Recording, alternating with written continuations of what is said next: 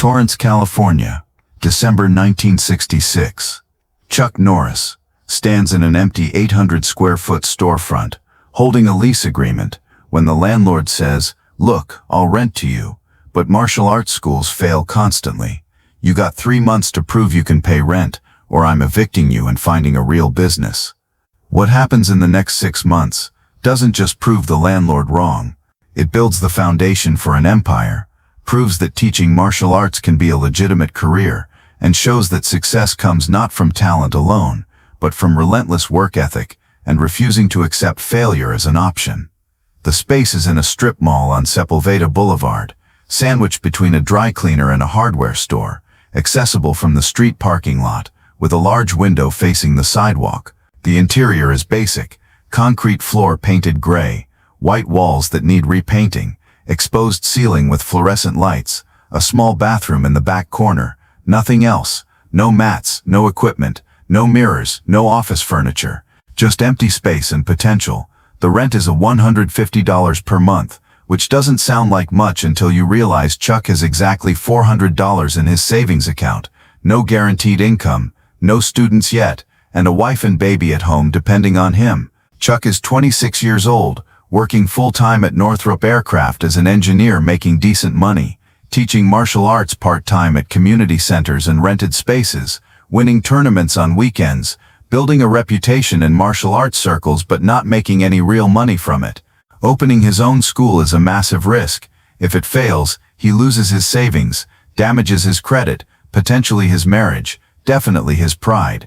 If it succeeds, maybe he can transition from engineering to teaching full-time, turn his passion into his profession, build something meaningful instead of just collecting a paycheck.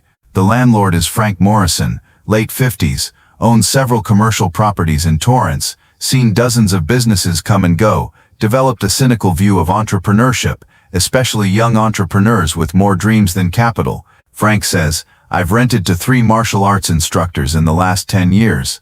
All 3 failed within 6 months. Couldn't get enough students, couldn't charge enough to cover costs, couldn't compete with community center classes that cost nothing. You seem like a nice kid, but nice doesn't pay rent. You got 3 months to show me this works, or the lease terminates." Chuck understands Frank's skepticism. Most martial arts instructors in 1966 teach part-time, can't make it a full business, view it as a hobby that might generate beer money, but not a living wage. Chuck's different. He's approached this systematically, created a business plan, calculated exactly how many students he needs at what monthly rate to break even, to profit, to grow. He needs 30 students paying $20 per month to cover rent, utilities, insurance, and equipment. Anything above 30 is profit.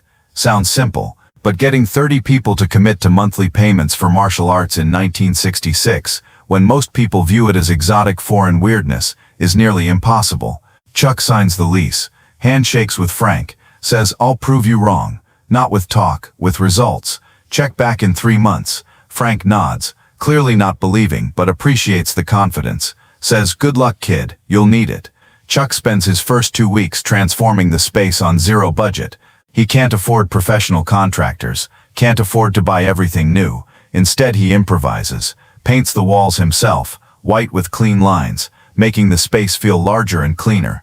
Builds a small reception desk from scrap lumber his neighbor was throwing away, sands it, stains it, makes it look professional, hangs mirrors he finds at a salvage yard, checking carefully for cracks, cleaning them until they shine, lays down used canvas mats he buys from a closing judo school, cutting them to fit, creating a training area that's functional if not fancy, mounts a heavy bag using chains and a ceiling beam he reinforces himself, testing it repeatedly to ensure it won't fall. Every improvement done by hand, done at night after his day job, done with Linda helping, holding materials, painting baseboards, supporting this crazy dream. Money's incredibly tight.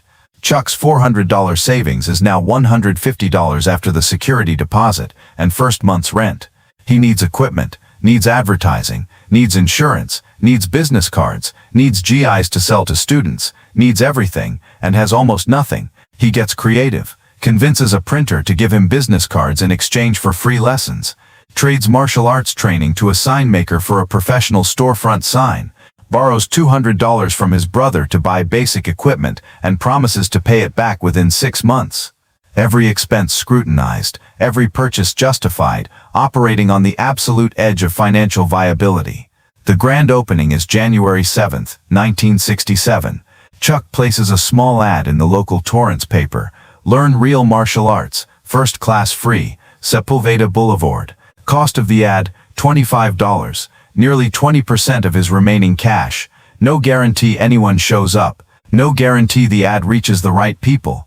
Just hope and hard work, and the belief that if he builds something valuable, people will come. Opening night, 7 p.m. Chuck is in his gi, school cleaned, lights on, ready to teach. Linda sits at the reception desk, ready to register students, handle paperwork, answer questions. They wait. 7:05, nobody. 7:10, still nobody. Chuck's stomach twists. Maybe Frank was right. Maybe this is foolish. Maybe martial arts schools don't work as businesses. Then 7:12, the door opens. A man walks in, mid-30s, looks curious but skeptical. Says he saw the ad, wants to know what martial arts actually is. Chuck explains, offers the free class. The man agrees.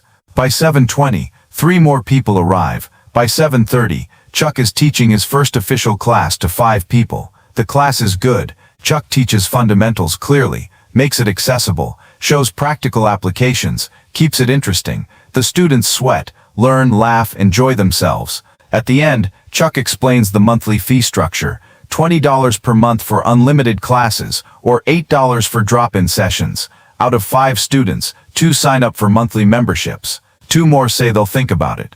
1 leaves and never returns. 2 students, $40 per month recurring revenue. Nowhere near the $150 needed for rent, let alone other expenses, but it's a start. Chuck teaches 6 days per week, morning and evening classes, fitting them around his day job at Northrop. He's sleeping 4 hours per night, working full-time engineering during the day, teaching martial arts morning and evening, maintaining his own training, spending what little free time remains with Linda and baby Brandon. It's exhausting, unsustainable long-term, but Chuck views it as temporary.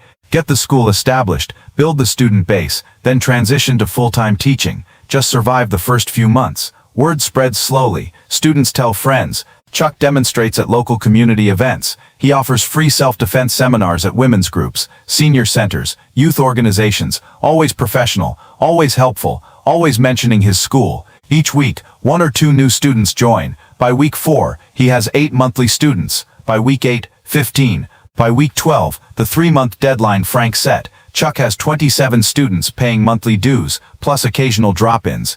Revenue, $540 per month. Expenses including rent, $400. Profit, $140. Not enough to quit his day job, but enough to prove viability. Chuck invites Frank to visit the school, see the students, see the operation. Frank shows up during an evening class, watches 25 students training seriously, sees the professionalism, the organization, the genuine teaching happening. After class, Frank says, "Okay, I was wrong. You're actually building something real here. Lease is yours as long as you keep paying." Chuck thanks him, doesn't gloat, just appreciates the recognition. By month 6, Chuck has 43 students, revenue exceeding $860 per month, profit allowing him to buy better equipment, improve the facility, start building savings again. He's proven the concept works. Martial arts can be a legitimate business if run professionally, if taught well, if marketed intelligently. This isn't just a hobby for Chuck anymore, it's a viable career path. Month 7, something shifts. Chuck's day job at Northrop starts feeling like the distraction, not the priority.